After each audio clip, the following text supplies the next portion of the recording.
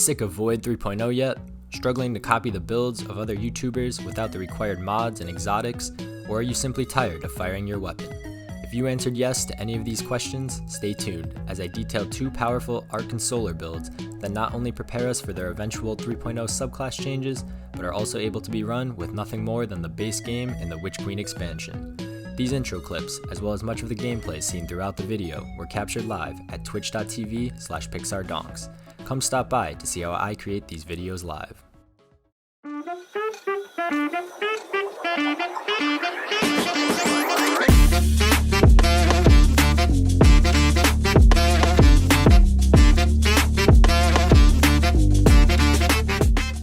What's up guys, my name is PixarDonks and welcome to the channel. I play Destiny 2 on Xbox, and my goal with this channel is to provide you guys with creative builds, tips specific to my fellow console gamers, as well as cover niche topics I haven't seen anyone else cover. I hope to provide a unique take on Destiny 2 from the point of view of a console player, as I feel as though most content creators within the community are currently located on PC. I play quite a bit of Destiny and follow the game closely, so I'll try my best to make sure any content here will be on topics I have yet to be seen covered elsewhere. That's it for the intro. Make sure to leave a like, comment, and subscribe, and let's hop into the video. Build crafting, for myself as well as many others, is one of the things that keeps us coming back to the game for a fresh experience on a day-to-day basis. However, between Forsaken, Shadowkeep, Beyond Light, the 30th Anniversary Pack, and now Witch Queen, there's a lot of content within the game locked behind paywalls that the typical New Light player is either unwilling or unable to purchase. While this does not stop the creation of unique and powerful builds throughout the community, it does severely limit the number of Guardians that can actually take advantage of these interesting ideas, especially within the New Light population. In today's video, I will detail two builds, one on Arc Titan and one on Solar Warlock, that are not only synergistic, powerful, and incredibly fun, but can be run by any Guardian who owns nothing but the base game and the Witch Queen expansion. There has never been a better time to join the Destiny 2 community, and these builds can be enjoyed by both beginning and veteran players alike. I will begin by covering the weapons used in each build, as well as the destination or activity they can be earned through upon completion. Moving on, I will cover the subclass options, stat distribution, and armor mods you should be on the lookout for when crafting these builds for yourself.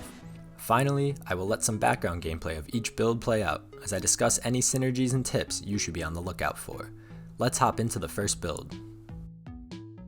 With the oversaturation of Void 3.0 currently in the game, as well as the fact that Stasis is locked behind Beyond Light, I've decided to create one build on Arc and one build on Solar.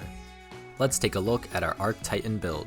This build will revolve around the exotic helmet, the insurmountable skull fort, the exotic auto rifle, the Monte Carlo, as well as the shoulder charge ability, SEISMIC Strike.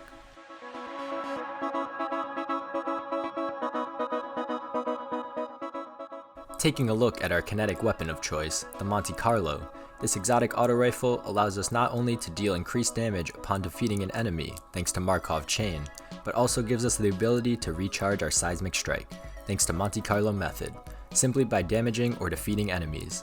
This weapon can be found as a random world drop or can be purchased from Xur on the weekend. Moving on to our energy weapon of choice, the Forbearance. This legendary waveframe grenade launcher is pretty convincingly the best in slot option right now, thanks to the second column perk, Chain Reaction. This perk is not only insane for ad clear, but also counts as explosive damage, which will be important later. This weapon can be obtained from the new Valve the Disciple raid, dropping from both the Caretaker and Rolk encounters.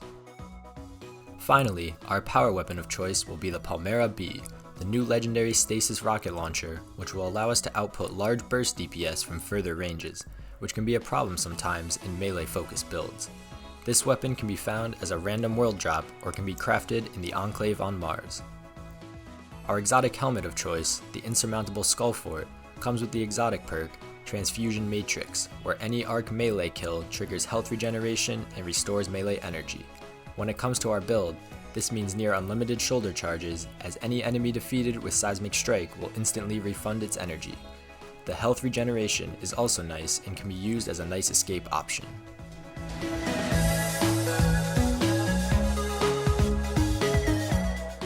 Our subclass of choice will be Top Tree Arc. This subclass synergizes extremely well with our loadout and focuses on the shoulder charge ability, SEISMIC Strike. We should have a near constant uptime on this ability, and it combines well with many of our armor mods. Other traits within the Top Tree Arc subclass include Magnitude, giving us another grenade charge, Terminal Velocity, giving our super additional AoE damage, as well as Aftershocks, which allows our shoulder charge to return grenade energy. Before covering armor mods, taking a look at the stat distribution you should be targeting in this build. As you can see, I have spec'd heavily into Recovery and Discipline. As I have mentioned before, Recovery is the most important stat in the game for any build, and with Magnitude buffing our grenades and giving us an additional charge, it is a no-brainer to put the rest of our upgrade points into Discipline. It is important to note that the strength stat does not matter much here, as you will have near constant uptime on Seismic Strike regardless. Taking a look at our helmet, I have gone with the Arc Energy type in order to slot Well of Striking. This Arc Elemental Well mod gives us bonus melee energy upon picking up an Arc Well, contributing towards Seismic Strike's insane regen rate. We also have Hands On, which gives us bonus super energy every time we shoulder charge an enemy, as well as Harmonic Siphon, allowing our Arc Energy weapons to spawn orbs of power. Moving on to our gloves, these have been set to stasis in order to slot melee kickstart, which returns melee energy when using a melee. This mod allows us to regenerate our melee a bit more quickly in the event we do not defeat a higher health enemy in one hit. Overload Auto Rifle allows our Monte Carlo to stun Overload champions, while Melee Wellmaker will allow us to create an Arc Well on each shoulder charge kill. Our chest I have set to the Solar Energy type in order to take advantage of Explosive Wellmaker. This allows the explosions created by our Forbearance and Seismic Strike to spawn Solar Elemental Wells, allowing us to use another Solar Well mod later on. Taking a look at our legs, I have set them to the Arc Energy type in order to slot the mod Well of Ions. This gives our next Arc melee a 30% bonus damage for 10 seconds upon picking up an Arc Well, which all but ensures we can one-shot most enemies in the game, allowing us that instant regenerative effect. We also have Absolution and Invigoration, as we will be creating lots of orbs with the grenade launcher, further reducing our ability cooldowns. Finally, our Mark, which has been set to Solar, can slot the mod Well of Life.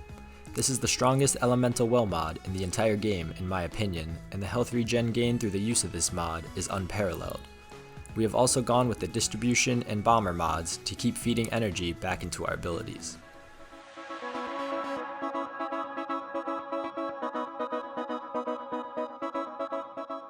That is all the information you need to set up this build. I will now let some background footage of a clutch final boss kill play out as I note some of the key points to notice when trying this build for yourself. If you see a higher health enemy and are unsure if you will be able to one-shot it with Seismic Strike, try and shoulder charge a lower tier enemy first. This will instantly regen our Seismic Strike thanks to Insurmountable Skull Fort, spawn an Arc Well thanks to Melee Wellmaker, and increase our next shoulder charge damage by 30%. Additionally, any enemies killed by the explosive effects of Seismic Strike or Chain Reaction have the chance to spawn a Solar Well, which you will want to do as much as possible due to the insane power of Well of Life. Finally, if you ever lose your shoulder charge, pull out the Monte Carlo and target low health enemies. Not only do you regen melee energy upon causing damage, but any target defeated has the chance to refund the entire thing.